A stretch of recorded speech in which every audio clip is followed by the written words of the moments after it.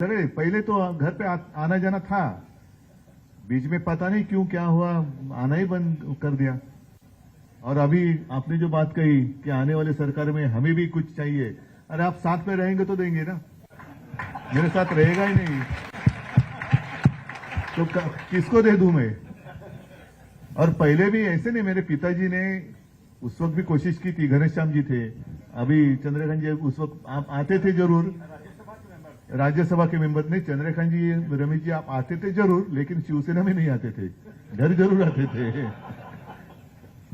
अभी तो खैर अपना गठबंधन ही हुआ है, महाविकास आघाड़ी। गठबंधन क्यों हुआ, कैसे हुआ, और दुबे साहब मैं आपको धन्यवाद देना चाहता हूं, क्योंकि जब अपनी तारीख तय हुई थी तब मैंने सोचा नहीं था कि अरे आजचा मुहूर्त हा शिवजयंतीचा मुहूर्त आहे, एक चांगला मुहूर्त आहे, शिवजयंतीचा मुहूर्त आहे। आणि ही तर गोष्ट सत्य है कि छत्रपति शिवाजी महाराज जी का राज्याभिषेक करने के लिए काशी से गागाभट्ट आए थे, तो अपना रिश्ता तो इतना पुराना है, इतना पुराना है। पण तेव्हा माझ्या एक गोष्ट माहिती नव्हतं, इलेक्शन कमीशन बीच में अपना रिजल्ट सुनवा देगी।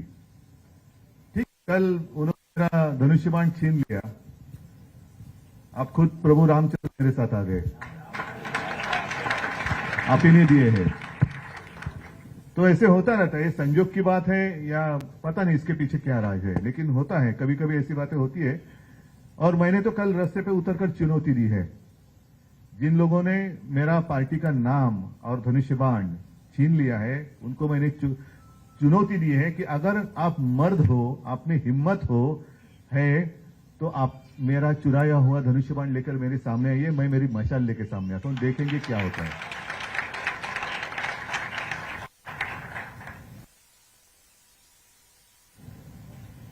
कि पिछले 25-30 साल से भी ज्यादा हम और आप एक दूसरे के विरोधी थे, कांग्रेस और राष्ट्रवादी और शिवसेना, उत्तर भारतीय और मराठी नहीं मैं कह रहा हूं, कांग्रेस, राष्ट्रवादी और शिवसेना।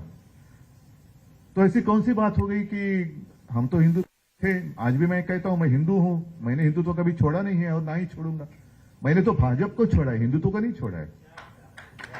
भाजपा मतलब हिंदुत्व नहीं है, और उनका जो हिंदुत्व है वो हमारा हिंदुत्व नहीं है, वो हमें मंजूर नहीं है। मैं खुलेआम कहता हूं, जो मेरे पिताजी ने मुझे सिखाया वो हिंदुत्व ये नहीं है। और मेरे पिताजी की भाषा में कहें तो राष्ट्रीयत्व हेच आमचं हिंदुत्व है, हमारा जो हिंदुत्व है वो देश से जुड़ा हुआ है। लेकिन इनका जो हिंदुत्व है वो कैसे है कि आपस में लड़ाई लड़ाओ, आपस में झगड़ा कराओ, परिवार में झगड़ा लगाओ, पार्टी में झगड़ा चालू करो और सत्ता हासिल करो। कल कोई आया था पूना में, कहते हैं, उन्होंने पूछा क्या कैसे चल रहा है महाराष्ट्र में, तो कहा कि आज बड़ा अच्छा दिन है। तो क्यों? तो शिवसेना का नाम और चिन्ह हमने अपने साथ जो गुलाम आए हैं उनको दे दिया। तो व्यक्ति बोले बहुत अच्छा, मोगैम्बो खुश हुआ। ये मोगैम्बो है, मिस्टर इंडिया अगर आप याद करें तो उसमें यही है ना, मोगैम्बो यही चाहता था कि देश में एक दूसरे के साथ लड़ाई हो जाए, लोग आपस में लड़ते रहे और वो लड़ाई में व्यस्त रहेंगे तो मैं राज करूंगा। यही तो है आज के मोगैम्बो, यही तो है। वो भले हिंदू है, लड़ो हमारे साथ, वही हमारे, वो हिंदू हो या कोई हो, कोई उसका उसमें फर्क नहीं पड़ता। आप हमारे पार्टी में आते हो तो ही हिंदू है, और नहीं है तो आपने हिंदुत्व छोड़ दिया। आप मुझे बताओ, मैं तो जैसे आपने कहा इंतजार कर रहा हूं बीकेसी में कब आप जनसभा करते हो। मुझे तो लोगों के सामने आना है, लोगों के बीच में आना है और पूछना है, बताओ मैंने क्या गलती की है। 2.5 साल मैं मुख्यमंत्री था, कहां मैंने भेद किया है? आपस में लड़ाई कभी मैंने करवाई है? कभी शिवसेना ने आपस में लड़ाई लगाई की है? कभी नहीं। दुख इस बात का होता है कि 92-93 की जो आपने जिक्र किया, तो यही तो मेरे शिवसैनिक हैं। आज अनिल परब वायकर है, विनायक जे, ऋतुजाताई बसले त्यांचं, तेव्हा रमेश होता, भाऊ कोरगावकर है, इकडे पण काही लोक असतील, ये तो हमारे सैनिक हैं जिन्होंने मुंबई को बचाया था। और आज जो हिंदुत्व की बात कर रहे हैं वो उस वक्त कहां थे? एड्रेस नॉट नोन, कहां गए पता नहीं। और आज बड़े सीना तान कर आ रहे, 56 इंच की छाती। अरे आपकी 56 इंच का जो सीना है उस वक्त कहां था? उसको तो पसीना आया था। आप कहते हैं 56 इंच का सीना, उस वक्त तो पसीना ही पसीना हुआ था। तो उस वक्त जिन्होंने मुंबई बचाई उनको आप अभी गुनहगार मान रहे हो। और मैं कांग्रेस के साथ गया, मैं नहीं गया, भाजपा ने मुझे ढकेला है, भाजपा ने मुझे ढकेला। और ये बात मैं दोहरानी इसलिए चाहता हूं ताकि गलतफहमी आपके मन में ना रहे। 2014 में मैंने नहीं युति तोड़ी थी, भाजपा ने युति तोड़ी थी। और तब भी मैं हिंदू ही था ना, आज भी हिंदू हूं। उस वक्त आपने युति तोड़ी थी। बाद में जब आपको पता चला, जरूरत पड़ी कि अरे शिवसेना तो साथ में लगेगी, क्योंकि उस वक्त लास्ट मोमेंट चंद्रकांत जी, मतलब चुनाव, वो जो नामांकन पत्र दाखिल करने की डेट रहती है उसके एक दिन पहले उन्होंने युति तोड़ी। बड़ी मुश्किल थी, क्योंकि 288 जगह पर मैं कैंडिडेट कहां से लाऊं। तो भी हम लड़े, अकेले लड़े तो 63 आए थे हमें। सत्ता संभालेगी, नहीं संभाल सके, हमारी मदद लेनी पड़ी। उसके बाद अमित शाह घर पे आए थे। और ये तो मैंने जब दसरा की रैली हुई अभी की शिवाजी पार्क, तो मैंने मेरी मां और पिताजी की कसम खाकर शपथ लेकर कहा था कि ये बात सच है। उन्होंने मुझे एक वचन दिया था, और वो इसलिए मैंने मांग की थी क्योंकि मैंने मेरे पिताजी को यानी बाला साहब को आखिरी दिनों में वचन दिया था कि मैं एक ना एक दिन आपका शिवसैनिक मुख्यमंत्री करके दिखाऊंगा। वो वचन आज भी मेरा कायम है। तो उस वक्त अमित जी ने कहा ठीक है, और बाद में ठीक है के बाद जो कुछ हुआ आप देख रहे हैं। और उस वक्त अगर मैं आज जैसे हमारे कुछ लोग गले में पट्टा बांधकर गए उनके पास, तो ये तो मेरे पिताजी ने कभी सिखाया नहीं किसी की गुलामी करो। मेरे पिताजी ने सिखाया अन्याय के साथ लड़ाई करो। मैं तो लड़ने वाले पिता का लड़ने वाला पुत्र हूं, और कभी झूठ बात नहीं करूंगा। मैं झूठी बातें करना मेरे खून में नहीं है। और इसलिए मैंने कहा कि ऐसी बात है तो मैं छोड़ दूंगा। अच्छा हम देंगे, वही आपको मिनिस्ट्री लेनी पड़ेगी क्या? और उस वक्त तो ये कहा गया था कि आप चुनकर आए हो, ध्यान में रखो मोदी जी का चेहरा आपने इस्तेमाल किया है। उस वक्त तो युति थी, गठबंधन था। हाँ, हमारे पोस्टर पे मोदी जी का चेहरा था, उनके पोस्टर पे हिंदू हृदय सम्राट बाला साहब का चेहरा था।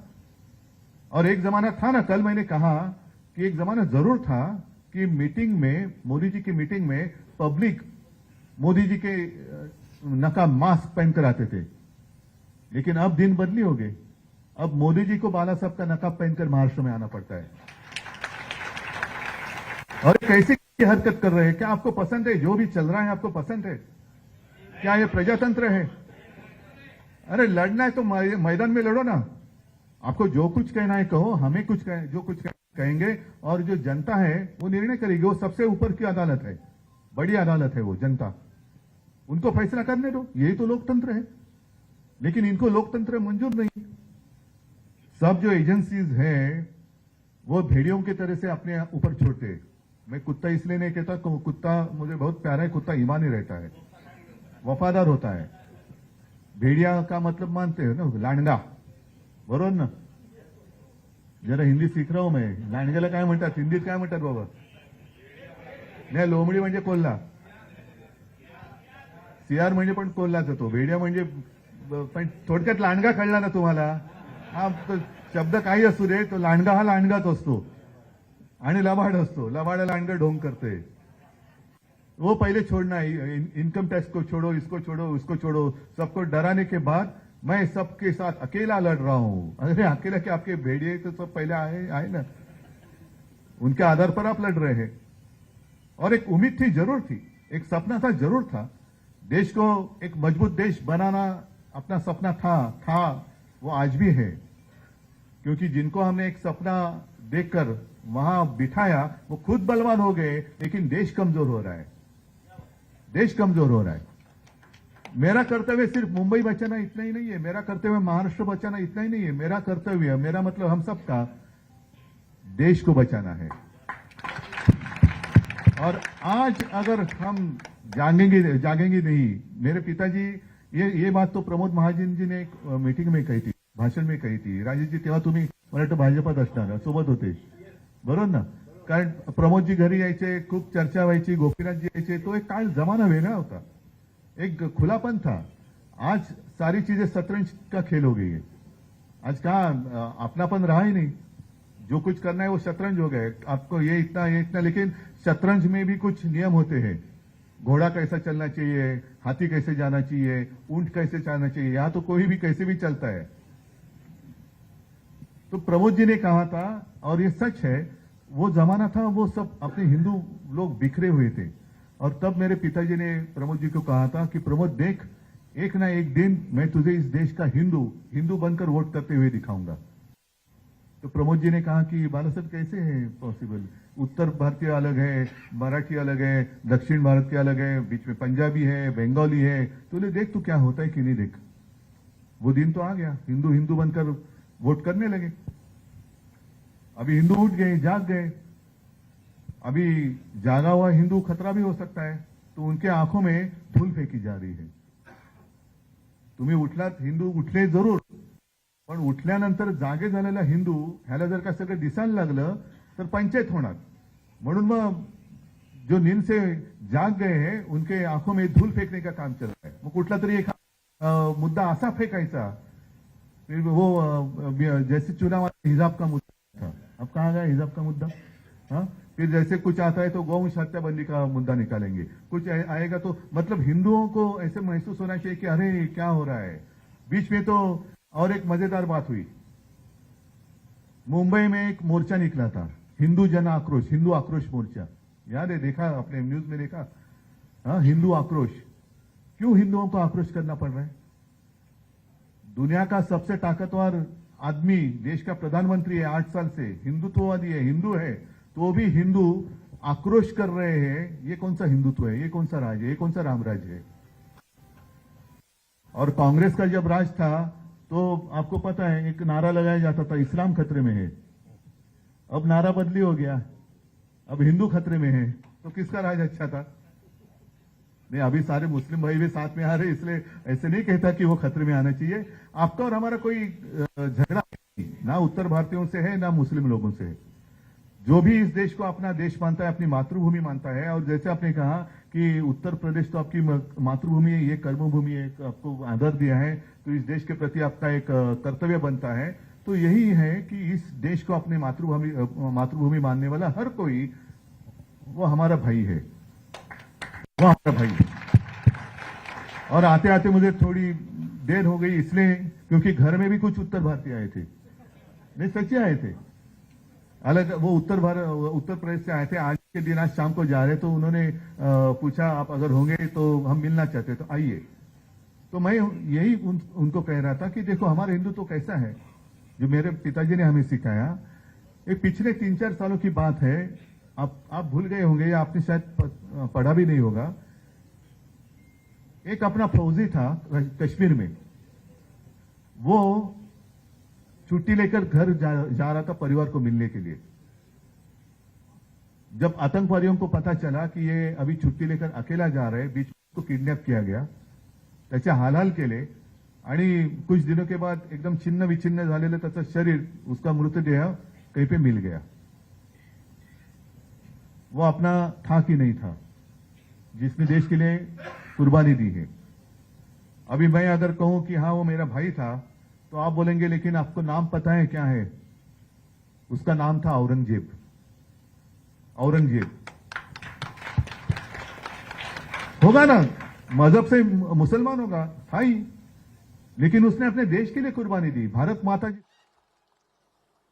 पण आपले नेते आले तर त्यांना तसे सोडू नये, जे मागायचे ते मागितलंच पाहिजे. आणि हे असे नेते आहेत की जे मागाल ते देतात, आणि खऱ्या अर्थानं सहकारिता मंत्री झाल्यानंतर सहकार क्षेत्रामध्ये जे असंभव वाटायचं ते देण्याचं काम माननीय अमित भाईंनी या ठिकाणी केलं. आणि खऱ्या अर्थानं आमच्या शुगर मिलचा इन्कम टॅक्स रद्द करणं असेल किंवा त्याच्याही आधी ग्रुप ऑफ मिनिस्टर्सचे प्रमुख म्हणून इथेनॉलची पॉलिसी आणणं असेल, एक्सपोर्टची पॉलिसी आणणं असेल, मिनिमम सेलिंग प्राइसचं धोरण असेल, या प्रत्येक गोष्टीमध्ये माननीय अमित भाईंनी जो पुढाकार घेतला, आज खऱ्या अर्थानं आमचा साखर उद्योग जगला तरला, तर त्याकरता माननीय नरेंद्र मोदीजींचं सरकार आणि माननीय अमित भाई शहा यांना आपण धन्यवाद दिले पाहिजे। आज खरं तर छत्रपती शिवरायांची जयंती आहे आणि या जयंतीच्या निमित्ताने आज आम्ही शिवनेरीला गेलो।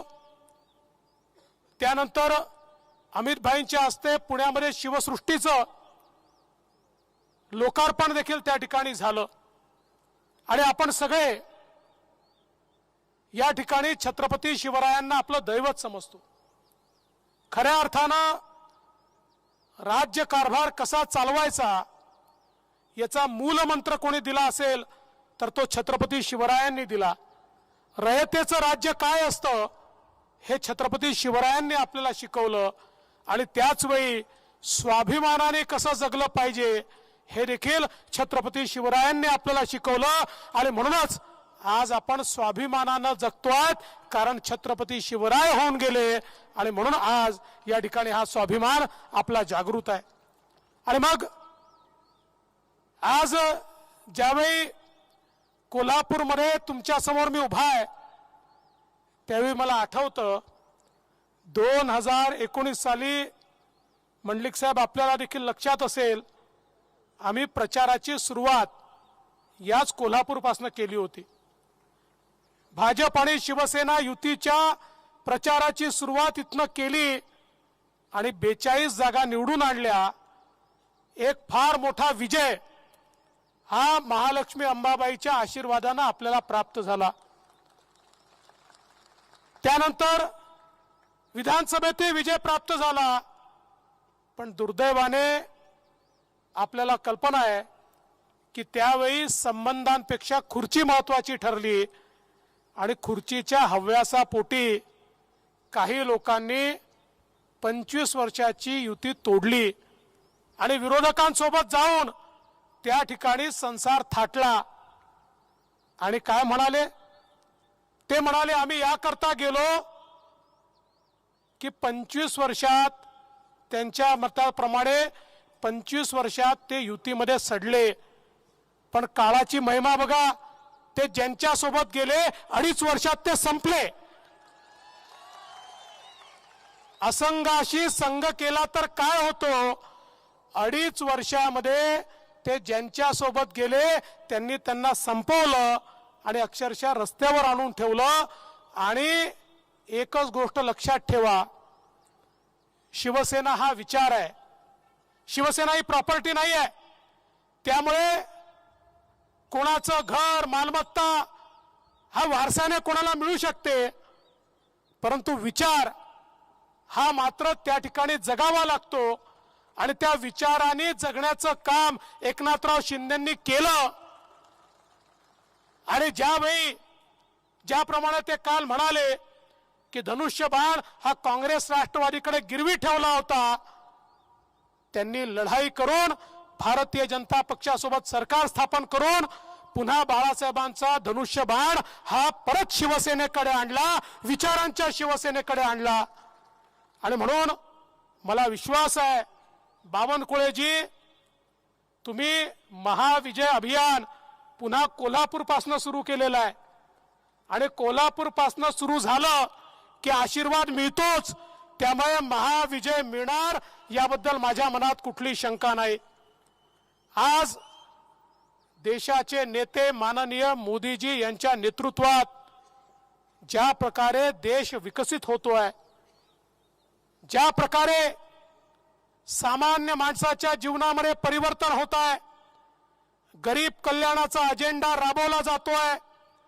पहिल्यांदा गरीब असेल, मध्यमवर्गीय असेल, दीनदलित असेल, ओबीसी असेल, सामान्य माणूस हा सरकारच्या विकासाच्या अजेंड्यावर आलेला आहे। पहिल्यांदा केंद्र सरकारच्या योजना कुठल्याही भ्रष्टाचाराविना शेवटच्या माणसापर्यंत पोहोचतायत। पहिल्यांदा भ्रष्टाचारी अशा प्रकारची व्यवस्था मोडून काढण्याचं काम मोदीजींनी केलं आणि ही मोडल्यामुळे या देशाचे 2.5 लाख कोटी रुपये जे भ्रष्टाचारामध्ये जायचे ते वाचवण्याचं काम माननीय मोदीजींनी केलं आणि त्या माध्यमातून गरिबाच्या जीवनामध्ये परिवर्तन घडवण्याचं काम हे माननीय मोदीजींच्या नेतृत्वात झालेलं आपण बघितलं. आज आपण बघा, मोदीजी ज्यावेळेस सत्तेवर आले या देशामध्ये एम्प्लॉयमेंट प्रॉव्हिडंट फंडचे अकाउंट होते केवळ 5 कोटी. 5 कोटी म्हणजे ज्यांना एम्प्लॉयमेंट आहे त्यांचं एम्प्लॉयमेंट प्रॉव्हिडंट फंड अकाउंट निघतं, ते एम्प्लॉयमेंट प्रॉव्हिडंट फंड अकाउंट होते केवळ 5 कोटी आणि आता 8 वर्षानंतर ते आहेत 27 कोटी.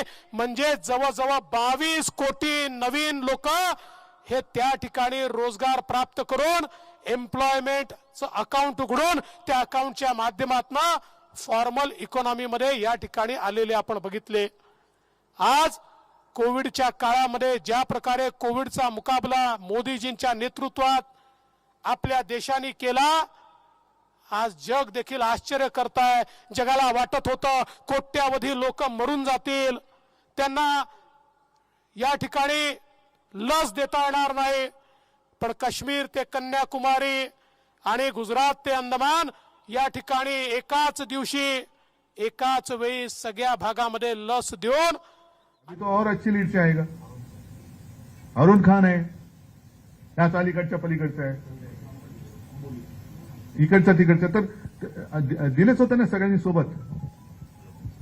पण मुंबईला दासी बनवताना आपल्याला एक अभिमान या गोष्टीचा वाटलं पाहिजे की एक जमाना ऐसे था की मुंबई डेफिसिट में थी 645 कोटी, और चंद्रकांत जी फिर 2012 से लगातार रविंद्र वायकर जी भी थे, सुबोध कुमार होते, सगळ्यांनी सबने मिलकर जो कोशिश की आज महाराष्ट्रामध्येही आपलं सरकार आलंय. खरं म्हणजे आपल्याशी ज्यांनी बेईमानी केली होती त्यांना त्यांची जागा दाखवण्याचं काम आपण 6 महिन्यापूर्वी केलं. 6 महिन्यापूर्वी आपण दाखवून दिलं की बेईमानी आम्ही सहन करणार नाही. आणि कोल्हापूरच्या भाषेत आपण जर सांगितलं तर असं चितपट केलं की पुन्हा आता उठून उभं राहता येणार नाही, अशा प्रकारची त्या ठिकाणी आपण अवस्था केली. आणि म्हणून आज आपण लक्षात घ्या, केवळ 6 महिने सरकार येऊन झाले पण अनेक महत्वाचे निर्णय आपण केले. आपल्याला माहिती आहे मागच्या सरकारच्या काळामध्ये सातत्याने केवळ घोषणा व्हायची, ज्यांनी प्रामाणिकपणे शेतीचं कर्ज भरलंय त्यांना 50,000 रुपये इन्सेंटिव्ह देऊ. पण आपल्याला माहिती आहे की या ठिकाणी लबाडाचं आमंत्रण जेवल्याशिवाय खरं नाही, असे लबाड होते. 3-3 वेळा घोषणा केल्या, टाळ्या वाजवून घेतल्या, पण एक फुटकी कवडी देखील दिली नाही. आपलं सरकार आल्याबरोबर प्रामाणिकपणे कर्ज भरणाऱ्या शेतकऱ्यांच्या खात्यामध्ये 50,000 रुपये देणं आपण सुरू केलं. पहिल्याच झटक्यात 6.5 लाख शेतकऱ्यांना दिले, आता 3 लाख शेतकऱ्यांना अजून देतोय, त्यानंतर उर्वरित शेतकऱ्यांना देखील आपण देतोय. आणि याच वेळी अतिवृष्टीग्रस्त शेतकऱ्यांना 7,000 कोटी रुपये हे त्या ठिकाणी देण्याचं काम आपल्या सरकारच्या माध्यमातून आपण केलंय. खरं म्हणजे मोठ्या प्रमाणात योजनांची सुरुवात झाली आहे. आज आपण पाहतो 2.5 वर्ष महाराष्ट्रामध्ये एकही नवीन योजना होत नव्हती, पण आता महाराष्ट्राला फास्ट ट्रॅकवर आणण्याचं काम आपण करतोय. या महाराष्ट्रामध्ये खरं म्हणजे आता 2020ची मॅच आपल्याला खेळायची आहे, कारण आपल्याला कल्पना आहे की आपले 2.5 वर्ष वाया गेले आहेत.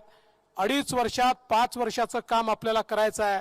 पण मला विश्वास आहे की तुमच्यासारखे लोक कार्यकर्ते पाठीशी असल्यानंतर निश्चित ही 2020ची मॅच आपण जिंकू आणि 2.5 वर्षामध्ये आपण 2.5 वर्षामध्ये 5 वर्षाचं काम हे निश्चितपणे या ठिकाणी करून दाखवू.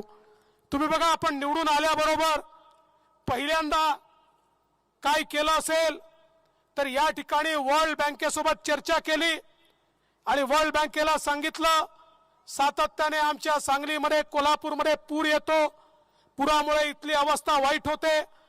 गेले अनेक वर्ष पूर आता सातत्याचा झालाय आणि म्हणून हे जे पुराचं पाणी आहे ते शहरामध्ये येऊ नये म्हणून ज्यावेळी पूर येतो त्याचं पाणी हे वळण बंधाराच्या माध्यमातनं आणि टनेल्सच्या माध्यमातनं हे जर आपण दुष्काळी भागाकडे नेलं तर दुष्काळी भागालाही फायदा होईल आणि या ठिकाणी पुरापासून आमची सुटका होईल। आणि या संदर्भातला प्रस्ताव आपण तात्काळ वर्ल्ड बँकेला दिला। वर्ल्ड बँकेचे कंट्री हेड आले होते, शिंदेजी आणि मी त्यांच्यासोबत बसलो। मागच्या काळामध्ये जेव्हा मी मुख्यमंत्री होतो आपण प्रस्ताव ऑलरेडी दिला होता, त्या दिवशी आम्ही चर्चा केल्या आणि चर्चेमध्ये त्यांनी तत्वतः सांगितलं की आम्हाला हा प्रस्ताव मान्य आहे आणि या संदर्भात तुम्ही केंद्र सरकारच्या माध्यमातून हा प्रस्ताव आमच्याकडे पाठवा आणि आम्ही या प्रस्तावाला मान्यता देऊ।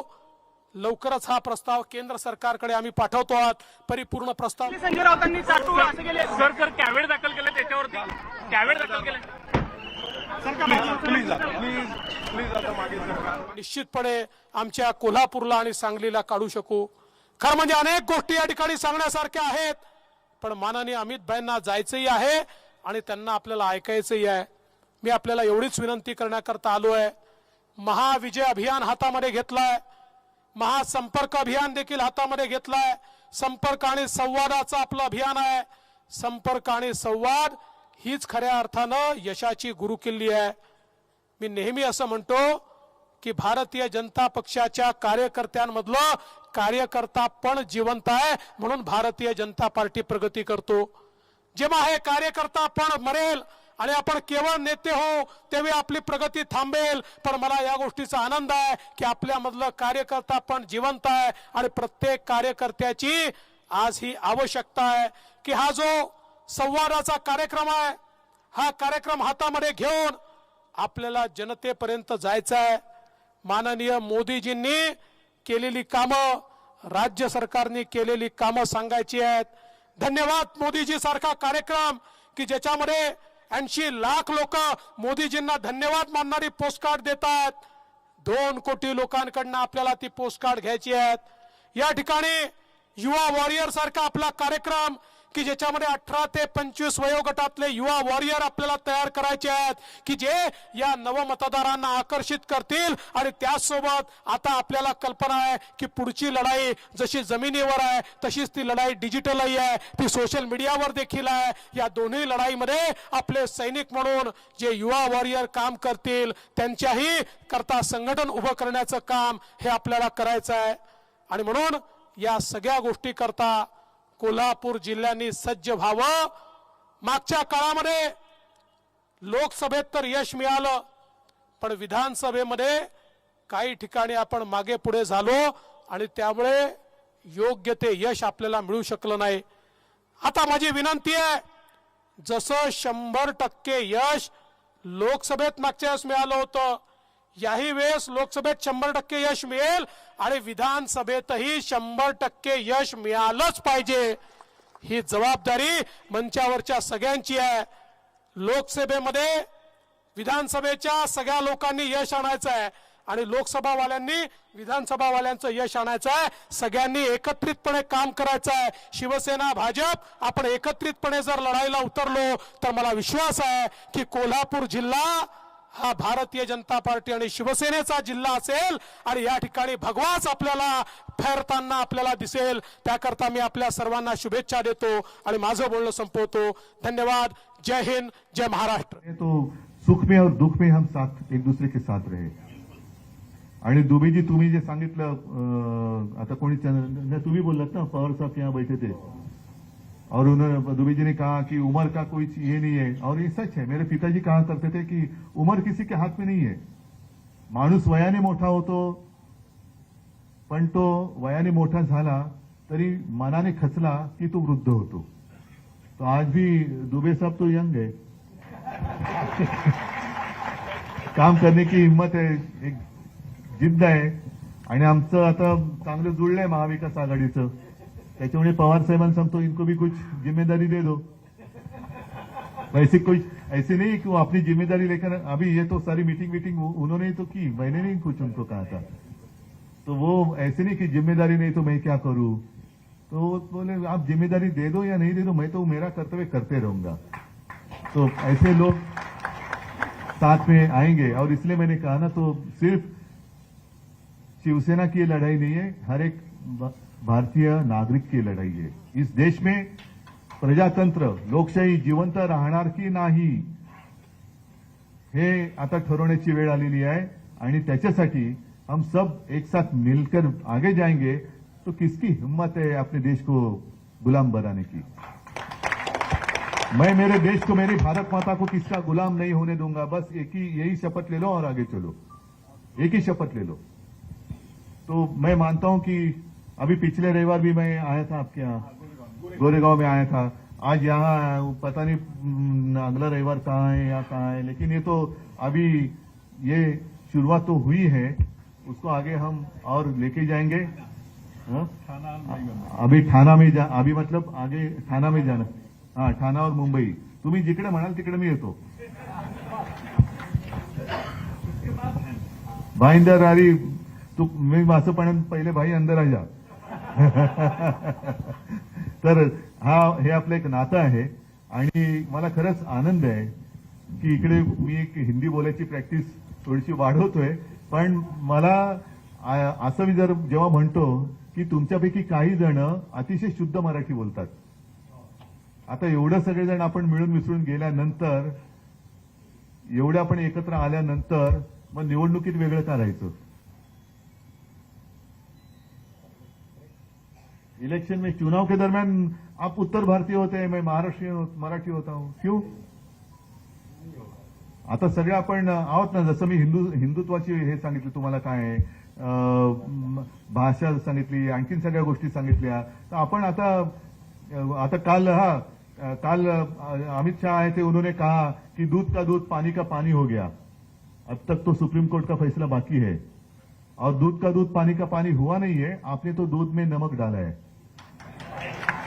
आपने दूध में नमक डाला है, उसको अभी हमें सुधारना है. तर आता त्या दुधामध्ये साखर टाकायला तुमची साथ मला पाहिजे.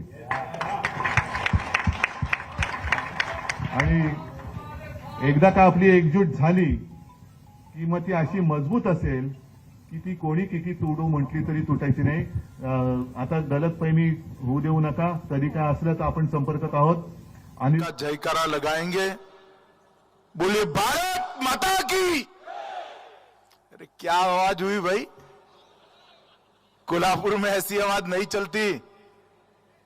मोदी जी तक आवाज जानी चाहिए कि कोल्हापुर की आसपास की 12 की 12 विधानसभा सीटें और दोनों लोकसभा सीटें भारतीय जनता पार्टी शिवसेना युति को जीतनी है. मेरे साथ दोनों हाथ उठाइए, उठाइए दोनों हाथ. सर्वत्र विजय का संकल्प की मुट्ठी बीचिए और प्रचंड आवाज से बोलिए भारत माता की, भारत माता की, भारत माता की. मंच पर उपस्थित भारतीय जनता पार्टी के प्रदेश अध्यक्ष श्रीमान चंद्रशेखर बावनकुळे जी, प्रदेश के यशस्वी उप मुख्यमंत्री श्रीमान देवेंद्र फडणवीस जी, श्री धनंजय महाडिक जी, सांसद राज्यसभा श्री संजय मांडलिक जी, यहां से चुने हुए सांसद महोदय, कोल्हापुर के ही सपूत और महाराष्ट्र सरकार में उच्च और technical education minister Shri Chandrakant Dada Patil ji, Shri Suresh Rao हालवांकर जी, श्री राजेश समरीत सिंह घाटके जी, श्री विनय कोरे जी, श्री प्रकाश आवाडे जी, श्री राहुल चिकोडे जी, श्री महेश यादव जी, आज के कार्यक्रम में उपस्थित हमारे पड़ोसी सांसद श्री संजय काका पाटिल जी, भारतीय जनता पार्टी के सह संगठन मंत्री श्रीमान शिव प्रकाश जी, और आज 12 विधानसभा सीटों से आए हुए भारतीय जनता पार्टी के सांसद माने भी आए हैं, मेरा ध्यान नहीं रहा, थोड़ा लेट आए। ताली बजा दो एक बार माने साहब के साथ लिए। और आज कोल्हापुर और उसके आसपास की 12 विधानसभा सीटों से भारतीय जनता पार्टी के मालिक ऐसे मेरे बूथ और शक्ति केंद्र के कार्यकर्ता भाइयों बहनों, आप सभी को नमस्कार, प्रणाम। मित्रों, आज महान शिव छत्रपति की जयंती है। बड़ा शुभ दिन है, क्योंकि आज ही के दिन जन्म लेकर शिवराय ने पूरे देश में हिंदवी स्वराज का एक संदेश लेकर गुलामी के एक बहुत बड़े कालखंड में भारत माता की गुलामी की जंजीरों को तोड़ने का काम किया था। आज सुबह पुणे के पास मैं, देवेंद्र जी, चंद्रकांत दादा, हमारे अध्यक्ष जी, सभी लोग गए थे और एक शिव सृष्टि का प्रथम चरण का लोकार्पण हुआ। मेरा सभी कार्यकर्ताओं से अनुरोध है कि जब भी पुणे जाइए शिव सृष्टि जरूर देखिएगा, क्योंकि बाबा साहेब पुरंदरे ने शिवाजी महाराज के पूरे जीवन को वहां पर संजोकर एक प्रेरणा स्थान बनाने का काम किया है। मित्रों, आप सभी लोग जरूर शिव सृष्टि देखने जाइएगा। और अभी मैं अंबाबाई का आशीर्वाद लेकर यहां आया हूं। मैं जब भी कोल्हापुर जाता हूं, महालक्ष्मी मां का आशीर्वाद लेने जरूर जाता हूं, क्योंकि हम सबके जीवन में मां का आशीर्वाद बहुत मायने रखता है। और मैं जब भी मां का आशीर्वाद लेकर गया, हमेशा भारतीय जनता पार्टी को यश मिला है, विजय मिला है, आगे बढ़ी। आज भी यहां पर मैं 2024 के संपूर्ण विजय के अभियान के तहत यहां आया हूं। मित्रों, 2024 में फिर से एक बार देश में चुनाव होने वाला है। हमें मालूम है कि हम और हमारे साथी दल शिवसेना महाराष्ट्र में चुनाव लड़ेंगे और सामने सारे इकट्ठा होकर लड़ने वाले हैं। तीनों पार्टियां, प्रकाश आंबेडकर जी और जो कुछ बचे खुचे हैं, सारे एक ही बास्केट में आकर भारतीय जनता पार्टी के सामने चुनाव लड़ेंगे। और ये चुनाव केवल और केवल भारतीय जनता पार्टी की सरकार फिर से बनाने का चुनाव नहीं। ये चुनाव फिर से एक बार पूर्ण बहुमत और 2/3 बहुमत से भाजपा और साथी दलों की सरकार बनाने का नहीं। ये चुनाव फिर से एक बार मोदी जी को प्रधानमंत्री बनाने का चुनाव नहीं है। मैं आपको विश्वास दिलाता हूं मित्रों कि आने वाले चुनाव में भारतीय जनता पार्टी का विजय ये महान भारत की रचना का चुनाव है, समृद्ध भारत की रचना का चुनाव। मोदी जी ने इन 9 साल के अंदर ढेर सारे परिवर्तन करे। देश की प्रगति, देश में शांति, देश की सुरक्षा और देश की समृद्धि चकाचौंध हो जाए, इतनी तेजी से आगे बढ़ रही है। इसीलिए सारे लोग इकट्ठा होने वाले हैं। मगर मैं जरा भी चिंतित नहीं हूं, किंचित मात्र चिंतित नहीं हूं कि जिस पार्टी के साथ ऐसे देव दुर्लभ कार्यकर्ता हो, वो पार्टी कभी पराजित हो ही नहीं सकती। और यहां तो ये देव दुर्लभ कार्यकर्ताओं की टीम और साथ में मोदी जी जैसा करिश्माई नेतृत्व और परिणाम देने वाला नेतृत्व, ये दोनों का योग मणिकंचन का योग होता है। पराजय दूर दूर तक नहीं दिखाई पड़ने वाला है। मित्रों, हम सभी लोग भारतीय जनता पार्टी के कार्यकर्ता हैं। चंद्रकांत दादा वे धीरे धीरे धीरे धीरे अपनी स्टाइल से कह रहे थे, बूथ वाले आए, शक्ति केंद्र वाले आए, विधानसभा वाले आए। अरे दादा, काहे को धीरे धीरे बोलते हो? हमारी सामने वाली पार्टी की इतनी सभा नहीं होती, एक कार्यकर्ता का मेला हुआ इतना बड़ा हुआ है, देखकर किसी को अटैक आ जाए। ये भारतीय जनता पार्टी की संगठन की शक्ति का परिचायक, और भारतीय जनता पार्टी लोगों के बीच में लोक संपर्क और लोक संग्रह के सूत्र पर काम करने वाली पार्टी है। और इसीलिए जहां एक बार भारतीय जनता पार्टी का विजय होता है, वहां भारतीय जनता पार्टी हमेशा के लिए विजयी होती है। मित्रों, मैं आज आप सभी को 2014 के पहले का भारत का परिदृश्य याद कराने आया हूं, और शरद राव जी को भी कहता हूं, आप तो मंत्री थे, याद करिएगा कैसा भारत हमें सौंप कर गए थे आप। 2004 से 2014 तक ऐसी सरकार चली कि जिस सरकार में प्रधानमंत्री को कोई प्रधानमंत्री नहीं मानता था, और सारे मंत्री अपने आप को प्रधानमंत्री मानते थे। जिस सरकार में फैसले की कोई प्रक्रिया नहीं थी, पॉलिसी पैरालिसिस हुआ था। 12 लाख करोड़ के घपले, घोटाले, भ्रष्टाचार, स्कैम हर रोज अखबारों की सुर्खियां बनते थे। कभी सुप्रीम कोर्ट ऑर्डर करती थी, कभी कैग कोई जांच जाहिर कर देते थे, कभी सीबीआई को पड़ती थी। वो सरकार चलाने वाले को मालूम ही नहीं था कि कौन आज हमें कहां से सर पर टपली लगाने वाला है, मालूम ही नहीं पड़ता।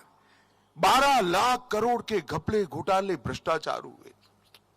आए दिन पाकिस्तान से घुसपैठ कर कर आतंकवादी हमारे जवानों के सर काट कर ले जाते थे, उससे पैरों से अपमानित करते थे, और दिल्ली का दरबार चुपचाप बैठा हुआ था। दिल्ली के अंदर किसी में हिम्मत नहीं थी कि पाकिस्तानी आतंकवादियों के खिलाफ, इनके करतूतों के खिलाफ कोई कदम उठाए, कोई एक्शन ले।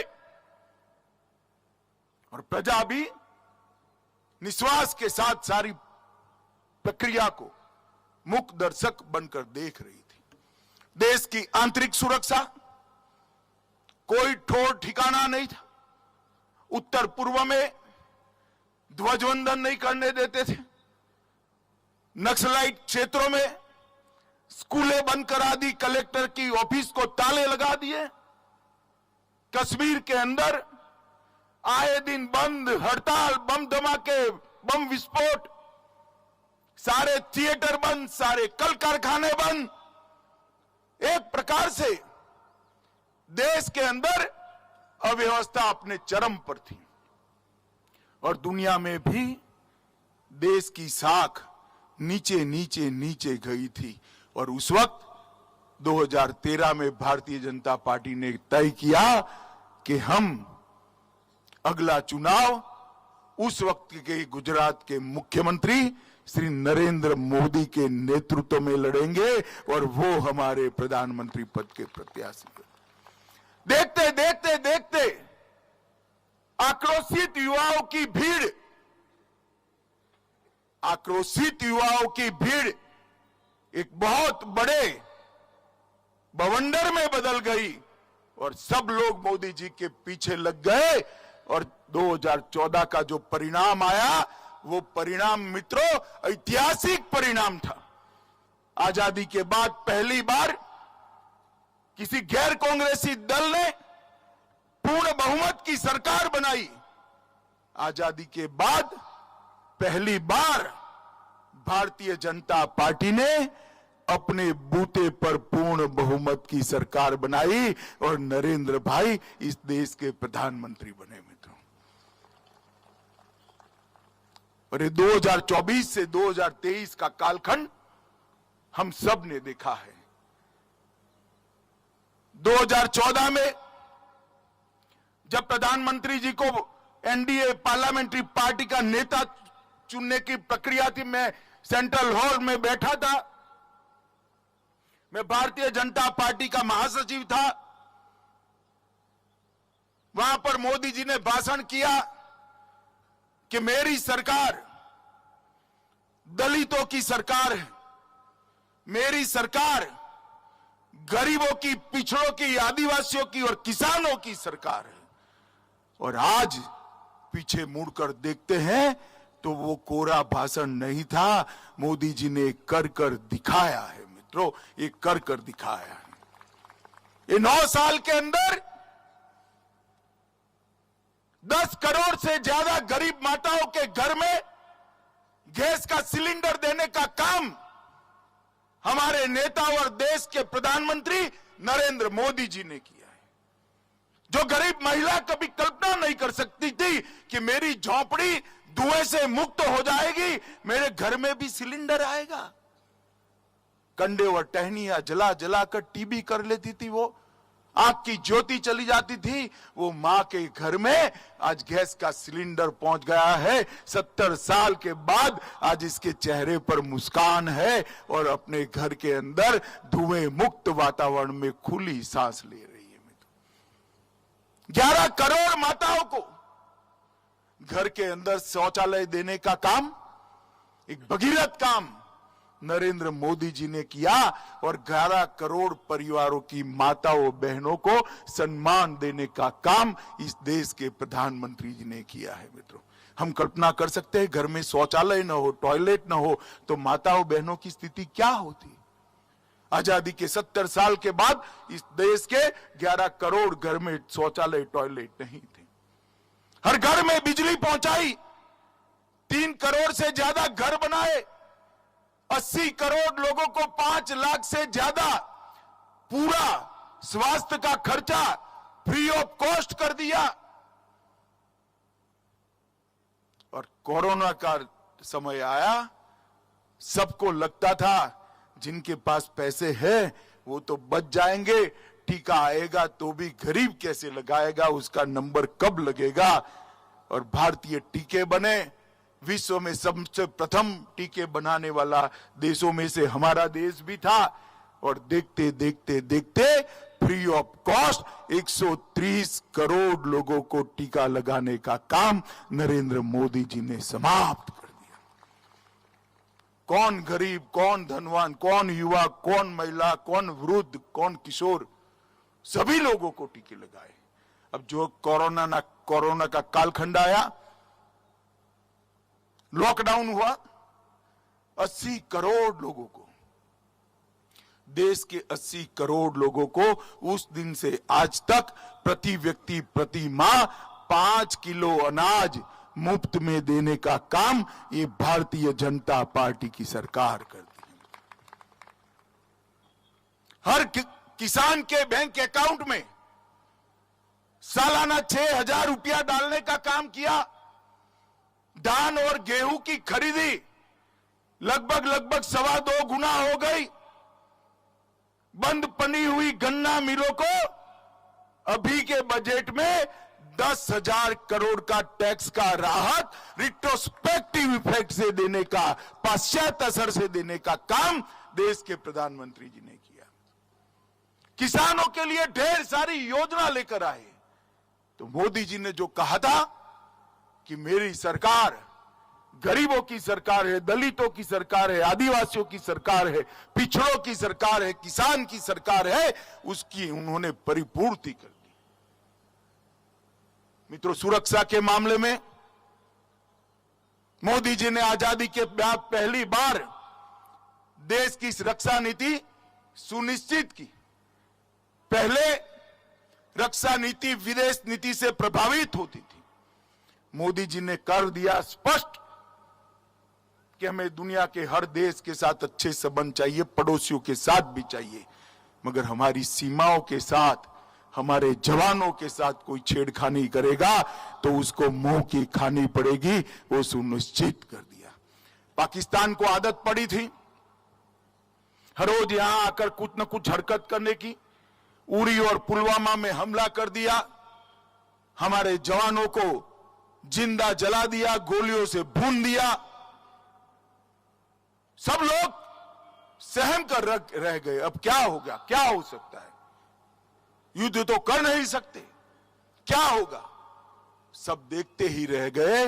10 ही दिन में सर्जिकल स्ट्राइक और एयर स्ट्राइक कर कर पाकिस्तान के घर में घुसकर बदला लेकर हमारे जवान वापिस आ गए। और एक ही कदम से पूरी दुनिया में एक संदेश चला गया कि भारत की सीमा और भारत की सेना इसके साथ छेड़खानी नहीं करते, वरना नतीजे भुगतने पड़ते हैं, नतीजे भुगतने पड़ते हैं। कई सारी ऐसी समस्याएं जिसके लिए देश सोचता था कि कभी रिजॉल्व ही नहीं हो सकता। यहां इतने सारे कार्यकर्ता आए हैं। भैया आप मुझे बताओ, 2014 के पहले आप मानते थे कि इस देश में कभी शांतिपूर्ण तरीके से राम मंदिर का निर्माण अयोध्या में होगा? ऐसा कोई मानता था क्या? जरा जोर से बोलो, मानते थे क्या? और जोर से बोलो, मानते थे? मोदी जी ने 2019 में राम जन्मभूमि पर भव्य राम मंदिर का शिलान्यास कर दिया है और थोड़े ही समय में राम मंदिर समाप्त हो जाएगा।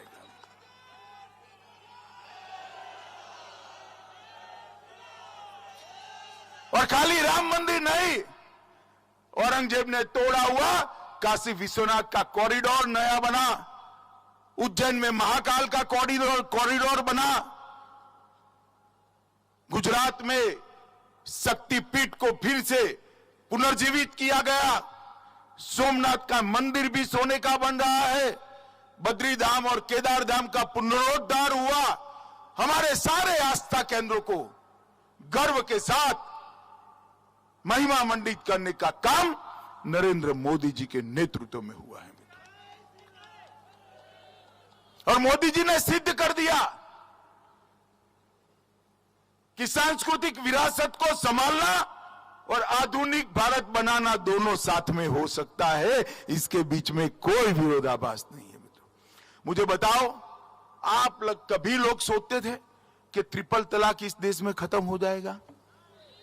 बोलो, कोल्हापुर वालों सोचते थे क्या?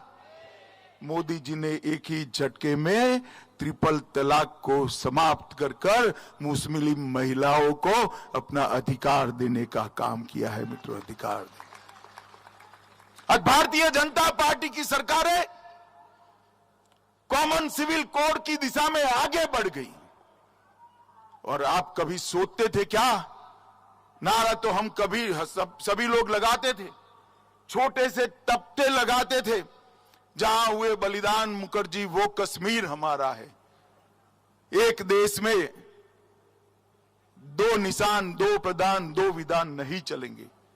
परंतु कभी आप सोचते थे धारा 370 हटेगी? बताओ भाई, कल्पना आती थी क्या ऐसी? जरा जोर से बोलो। 5 अगस्त 2019 को मोदी जी ने कलम के एक झटके से धारा 370 और 35 को उखाड़कर फेंक दिया। और शरद पवार की पार्टी एनसीपी, राहुल बाबा की पार्टी कांग्रेस पार्टी, सपा, बसपा, ममता, समता, नीतीश कुमार, कोई बाकी सब लोग खड़े हो गए, विरोध किया और कहते थे कि मत हटाइए, मत हटाइए। मैं ही बिल पायलट कर रहा था। मैंने पूछा क्यों ना हटाए भाई? तुमने कहा कश्मीर में खून की नदियां बह जाएगी। मित्रों, 370 कलम समाप्त हो गई। खून की नदियां छोड़ो, किसी को कंकर चलाने की हिम्मत नहीं हुई है, कंकर चलाने की हिम्मत। और आज ये कश्मीर भारत माता का मुकुट मणि हमेशा के लिए भारत का अभिन्न अंग बन गया है, उसको कोई हमसे जुदा नहीं कर सकता। ये काम नरेंद्र मोदी जी ने किया। जिस कामों के लिए 70 साल से इस देश की जनता आस लगाकर बैठी थी, कोई तो आए और एक कामों को पूरा करे। मोदी जी ने, देश की जनता ने 2 बार उनको मैंडेट दिया।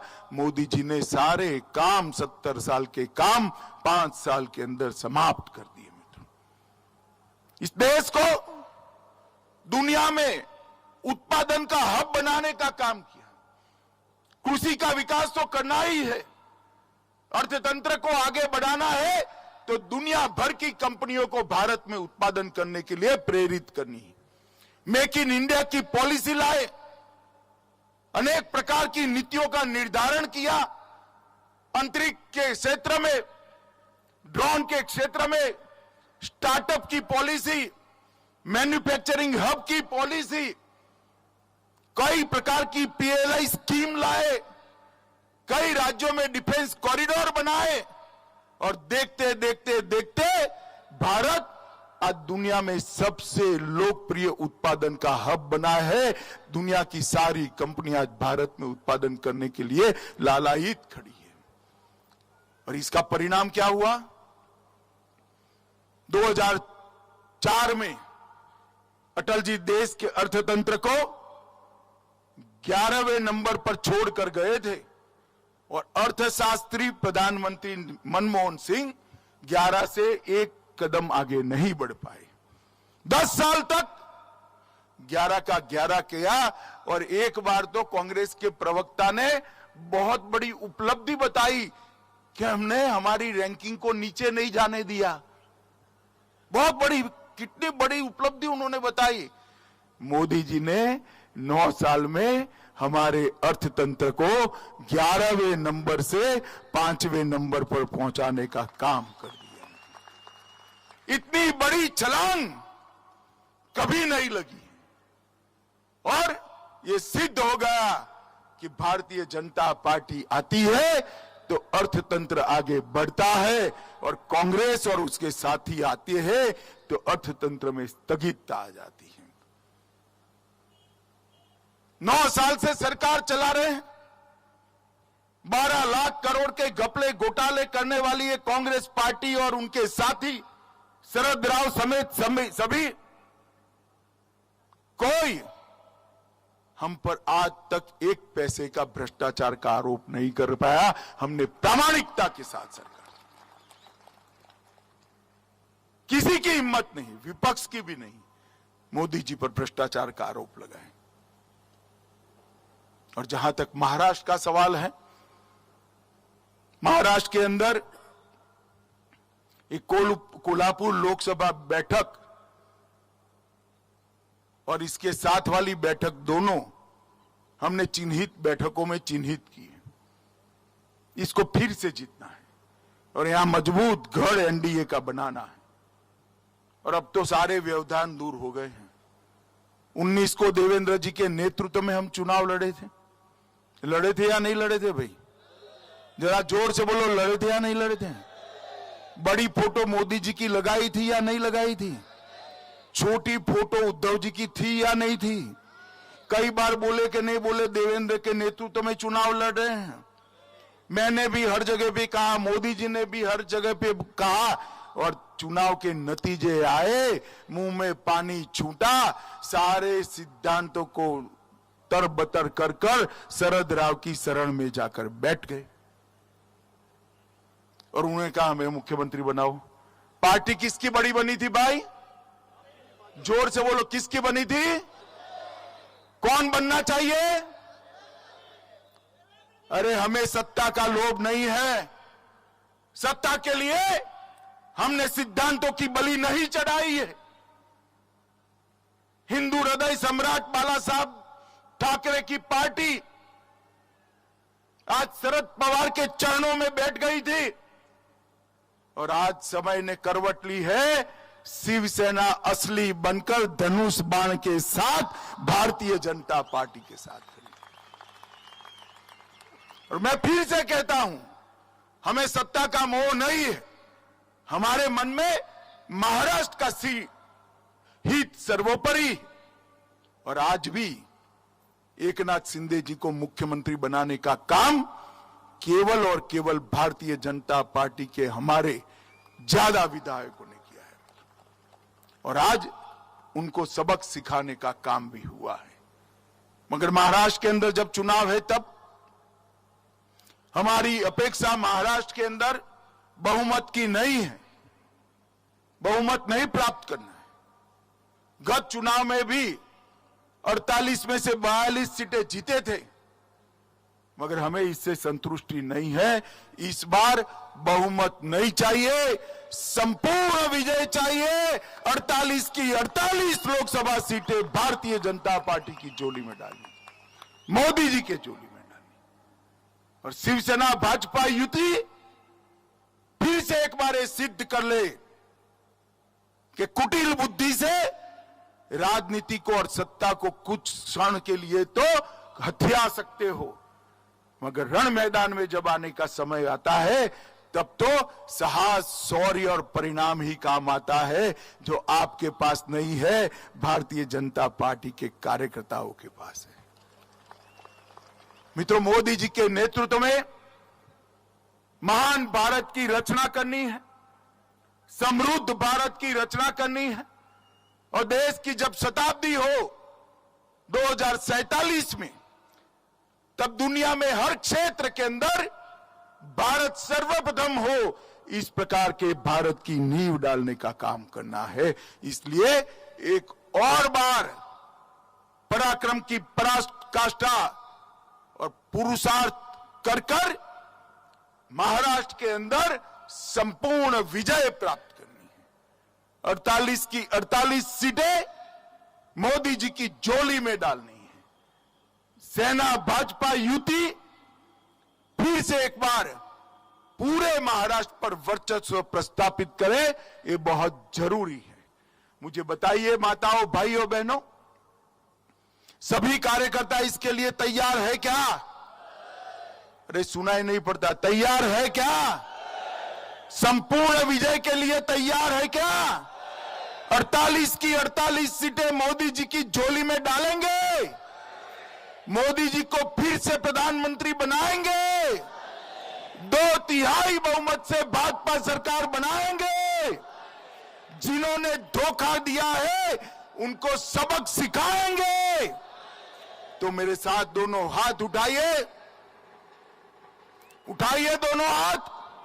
आज शिव जयंती है, संपूर्ण विजय के निश्चय का मुट्ठी बींचिए और प्रचंड आवाज से बोलिए, भारत माता की, भारत माता की जय जय जय जय जय भवानी, जय जय जय जय जय शिवाजी, वंदे वंदे वंदे। संकल्प रॅलीच्या माध्यमातून अमित शहा यांनी भाजप कार्यकर्त्यांमध्ये चैतन्य पसरवण्याचा प्रयत्न केला। यासोबतच या बुलेटिनमध्ये इथेच थांबूया। ताज्या बातम्यांचा ओघ न्यूज 18 लोकमतवर सुरूच राहील।